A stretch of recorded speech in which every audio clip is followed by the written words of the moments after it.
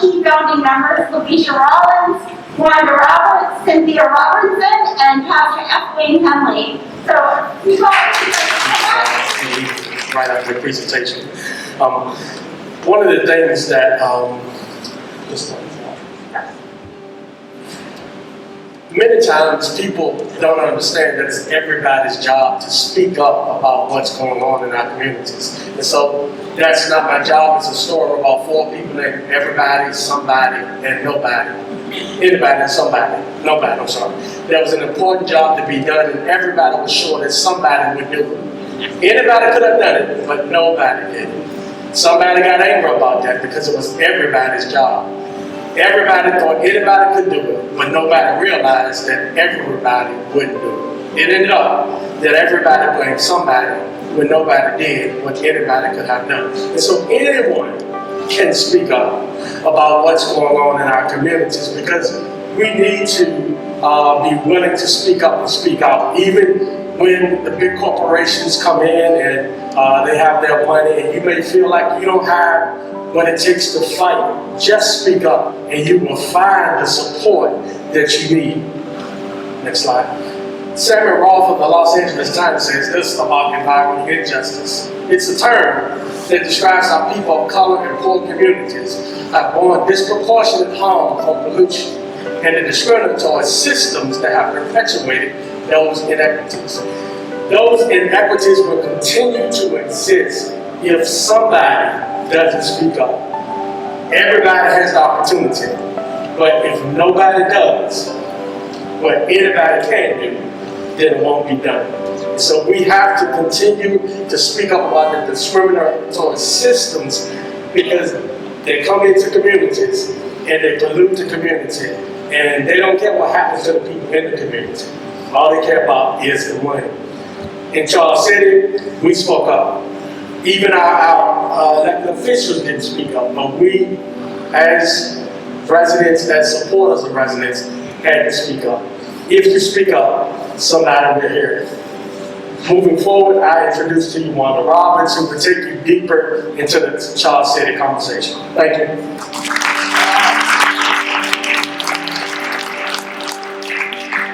Thank you, Pastor Henley.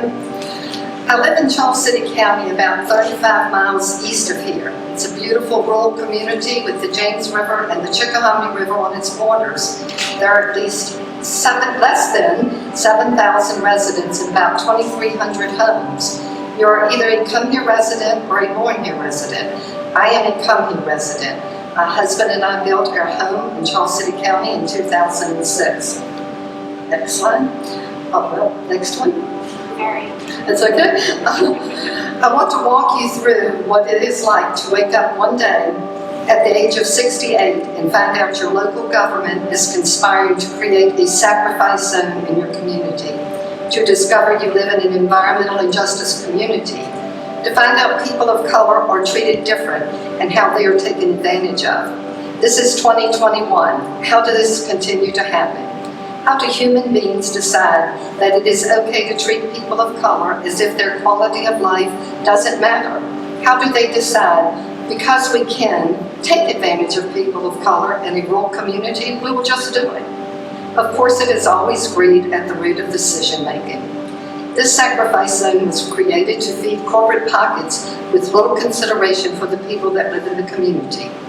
Our local government body set out to make sure they were successful by making sure the residents would encounter an enormous lack of notification and lack of information about these projects that would bring health and safety concerns. When is enough enough?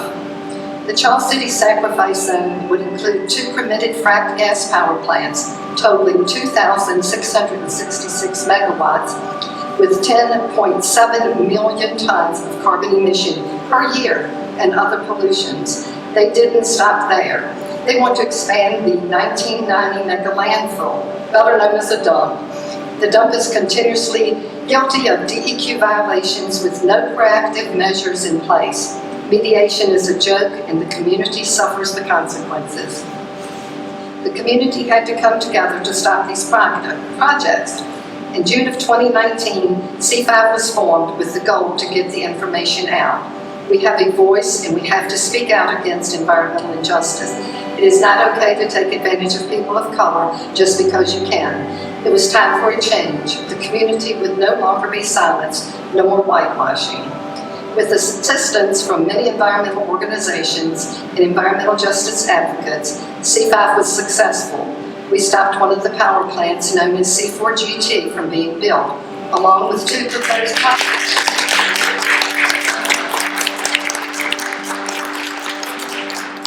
We even stopped a bill being voted on the Senate floor that our local government helped present. The only purpose was to exempt both power plants from any new legislation designed to stop new fossil fuel projects. Next slide.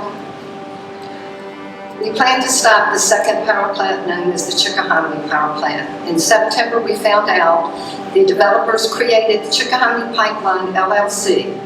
It's a 24-inch pipeline that would be 80-plus miles long and approximately 150 feet wide, going through 393 parcels in Louisa, Hanover, Henrico, New Kent, and into Charles City County. They filed a petition with the SEC to declare this pipeline would not be a public utility.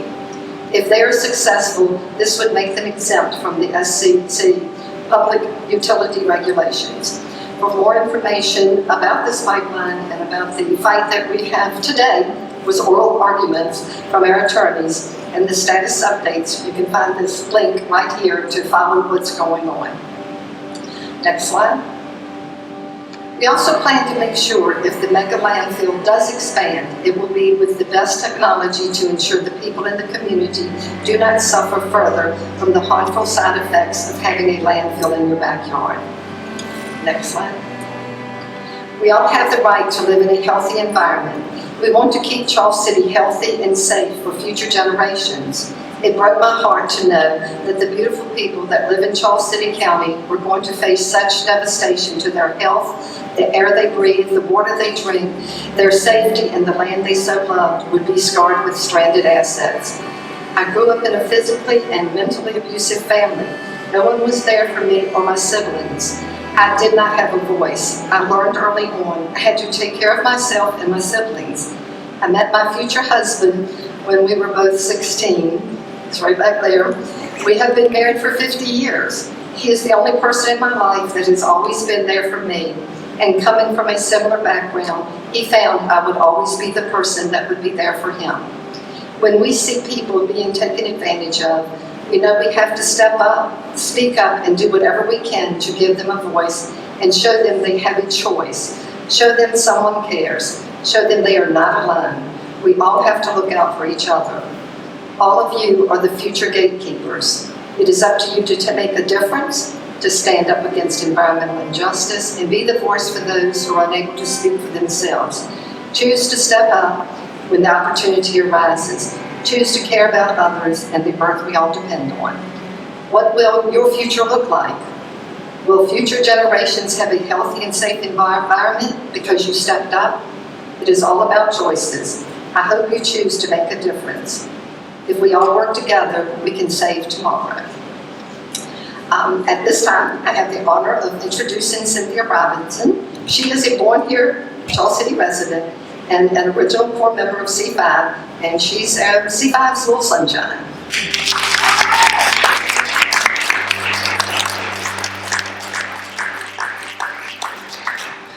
Hello everyone. My name is Cynthia Robinson. Thank you so much, Wanda. That's sweet, right? Okay. I am a core member of C5. I was born in Charles City. So this is really personal to me. My family friends are still there. Charles City is a small county. And the citizens, it's so small that the citizens didn't even know about these 2 gas plants. We didn't find out about these gas plants until 2019. They were in the process of doing these gas plants in 2015. So our board of supervisors did no transparency whatsoever. They just let us find out the best way we can. And when we did come to them about this, they acted like they didn't know what we were talking about. So, I'm sorry. A group of us out front They came to us, they got in touch with us, and we found out, that's how we found out about these two gas plants. Knowing what they were trying to do in my county was devastating to me. And now they're trying to expand the landfill. It seems like they want to make Charles City into a dumping ground. It's a beautiful county. Y'all really should come to see it if you ever get a chance to drive through, because it's really nice. And it needs to stay that way. Now, C5 is fighting for clean water and clean air for everyone. And this isn't just about Charles City County. This is a global problem. We need people to stand up and fight for the future and the next generations to come. If we don't stand for something, we will fall for anything. We hope that you'll join us in this fight, because it's bigger than all of us. Don't let anyone tell you that you can't make a difference, because you can. We really appreciate you all taking the time to listen to us and understand what we're going through, and to always know Charleston is small, but we're powerful. Thank you so much.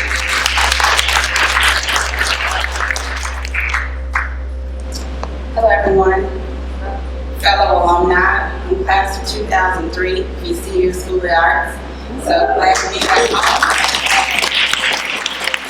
Before I give my presentation, this didn't look like this when I was here. So I'm just walking around in awe. So your Starbucks was our main entrance. So I'm just in awe right now what we become as a school. But back to the matter at hand, my name is La'Veesha Allen Rollins. I'm a member of C5, one of the founding members.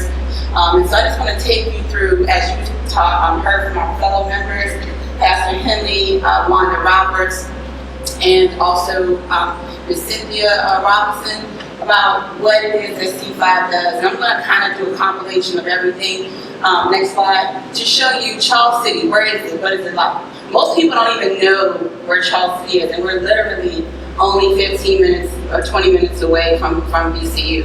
And one of the things that a lot of people don't realize is Black Harry was born there. And it's one of our historical figures that is prominent throughout our county. And so Harry bought his freedom. He was involved in setting up places in Africa to try to help with migration. And it was, he's a pretty big deal in the Black history component of Charles City. But this is a typical roadway through Charles City. Now is a beautiful time, beautiful scenic route that you can go through. You can go, I went outside as a kid, grew up in this, and it was fresh air. I never worried about anything as far as the natural resources. We drunk from the spigot. You guys probably know what that is, but it's basically like this little thing outside. You drink straight from it. It was just the best of both worlds. There was freedom, it was peaceful, and we never worried about having any type of contamination come our way. Next slide. So everyone keeps asking C5, why are you doing this, right? Why are they targeting you? So it's the why and exploration. The challenges with rural communities is that we lack infrastructure. So we don't have, utility tie-ins where we can connect to water supplies, and we have to make sure our land can perk, there's proper drainage. And so one of the things that a lot of our developments, they don't come to us because they have to basically put in their own infrastructure, their own water, their own electrical components, and that's a costly item when you're developing something. And so one of the things that attracts these energy companies is that they don't need that. One of the companies that is coming our way, which is the Chickahominy Power Plant, they're going to be digging a well that'll pull 30,000 gallons of water a day to operate the turbines that are basically liquid-cooled turbines that would allow these engines to work, and then they would basically sprinkle the turbines to cool them off so they can accelerate at a higher pace.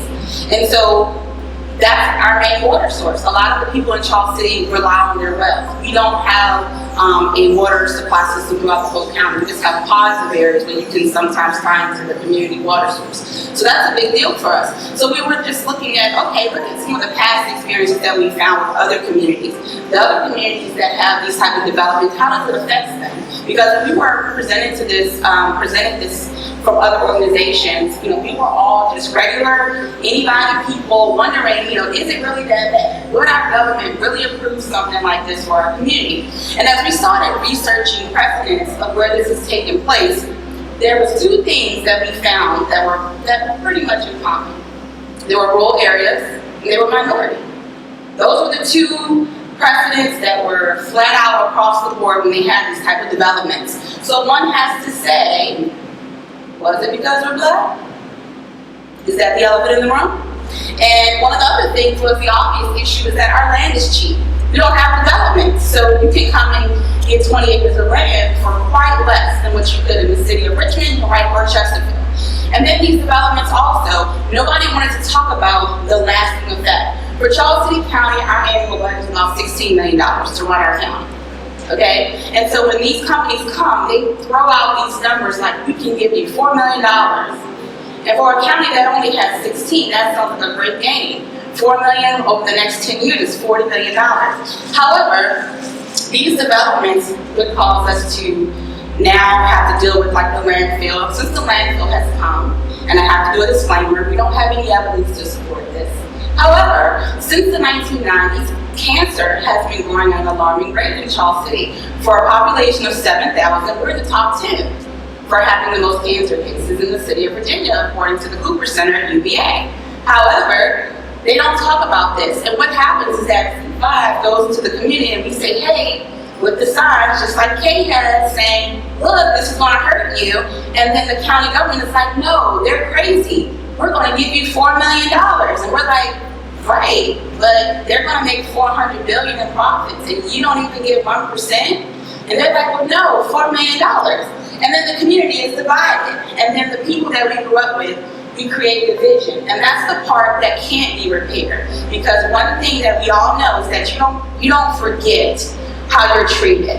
And that's a lasting effect that nobody wants to talk about. Next slide. So the effect, who does it affect? So everyone thinks this is just going to affect Charles City County.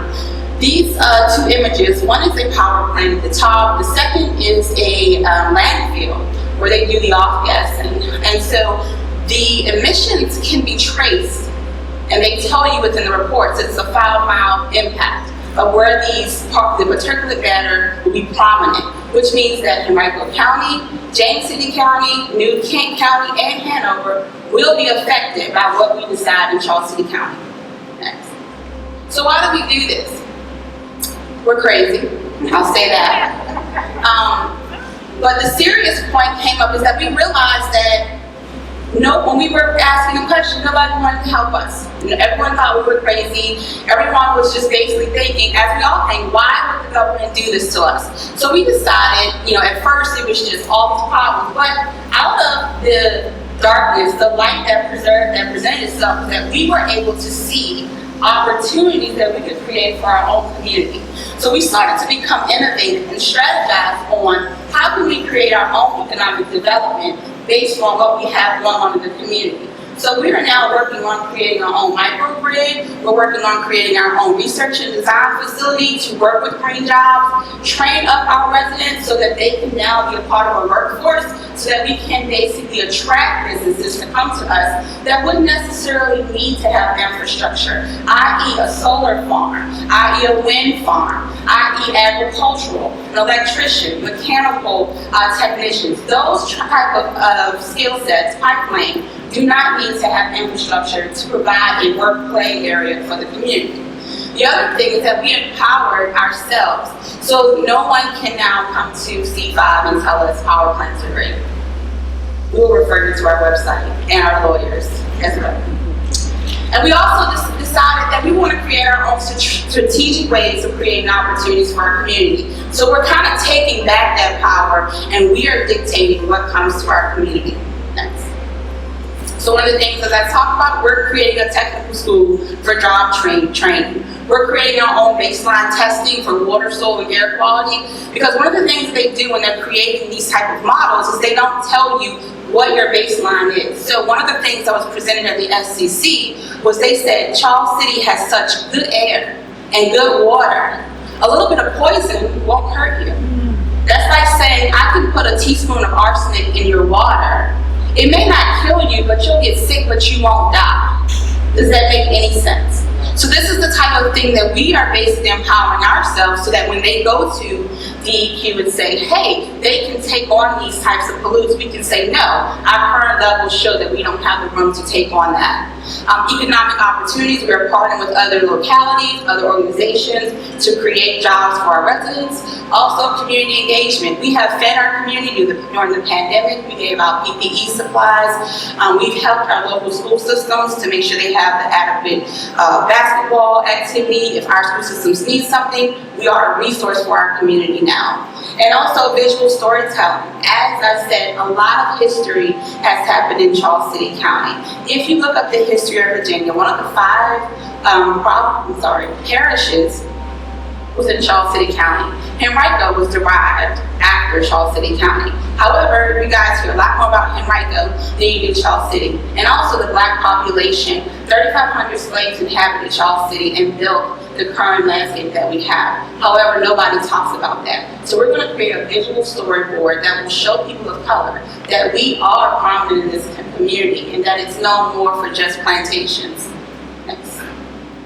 Summary, C5 and our memberships are working to create opportunities. We are the voiceless, and we want to create a place for residents to work, play, and stay. This would have not come out of, not have happened if we would have not been presented a terrible awful that allowed us to have to fight. And from that fight and protecting our community, we created into so much more. So that's a positive that comes from this negative. So we became the nobody, somebody, anybody that are fighting for everybody so that nobody has to fight alone. So as Pastor Henley talked about that, we embody what that means. Wanda spoke about being the voice for the voiceless. Cynthia is there with the community on the ground, helping them with whatever they have to do. I'm there to support C5 and create economic opportunities. And we're taking that from our community instead of allowing them to continue to take us. Next slide. And if you want to help, here's how to help. You guys do QR codes. I have no idea how this stuff works, but if you want to take a snapshot, there it is. And you can follow us on all our social media, and we would love to work with VCU. I think that we have the Right Center in our community. We would love to work with them to get the students involved and how we can kind of co-sponsor or work together to fight these power plants and show the communities and show the industries that green jobs and green energy and clean solutions are a financial benefit, and it's not just the continue to do things the way that we have. Thank you.